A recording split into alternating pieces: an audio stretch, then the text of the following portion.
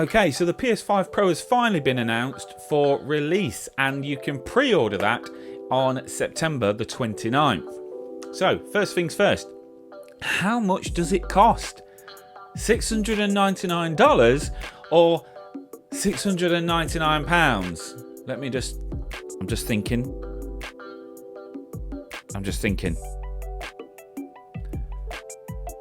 So, the Americans can have it for 534 English pounds, but we have to pay 699 English pounds. Okay, so few of the features. From what I can read, there's only 3 extra features that you get. So we'll start with ray tracing. You can now see the sun going through dust particles if you're in a room on a game, or you can see it on the water. That sounds really exciting for 700 quid.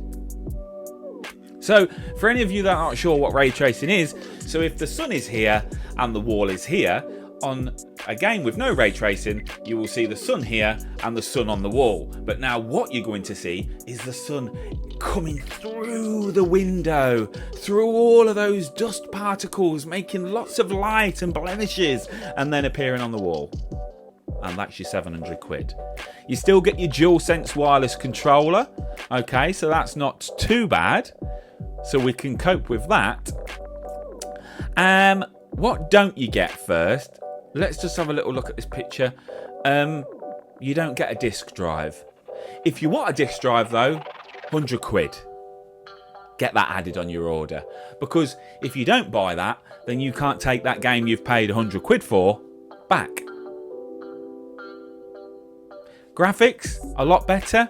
Now, you can physically only tell if the graphics are better if you are playing the game side by side. So to get the full experience of how better your PS5 Pro is, you need to put your PS5 on and then put your PS5 Pro on and play both games at the same time, and then you can really appreciate how much better the PS5 Pro is.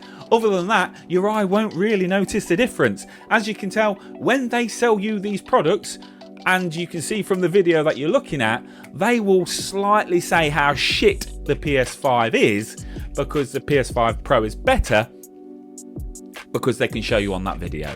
But you have to have a side-by-side comparison to be able to see that. So looking forward to that for £700. Now, another thing that really annoyed me, you don't get with this PS5 Pro, which I got in my PS5, was a vertical stand. So you don't get one of them either. If you want your PS5 to stand up, buy it. So what's that? I don't know. They didn't say, was it like 20 odd quid? I assume it's just a bit of plastic. You can 3D print it from somebody a lot cheaper. In fact, I know somebody that does 3D printing. So if you want any 3D printed vertical stands for your PS5, reach out to my sister. So what games does it play? All the same games that your PS5 plays. But if you want it with PSSR, the new spectral AI upscaling, sexy looking thing, the game has got to be compatible to do that. So you're going to have to rebuy the games that you've already got if you want to experience PSSR for £700. Oh no, sorry, £820 by the time you bought your stand and your disc drive. So, are you going to pre-order it? Well, I'm not going to pre-order it. Well, I'm definitely not going to pre-order it from the company to my right, because when I did go into the shop and fill in the paper to say I would like a notification of when pre-orders are being announced, I never got it, and I didn't get to pre-order my PS5. And you can see how happy I was from the message that I sent to them. So, there you go.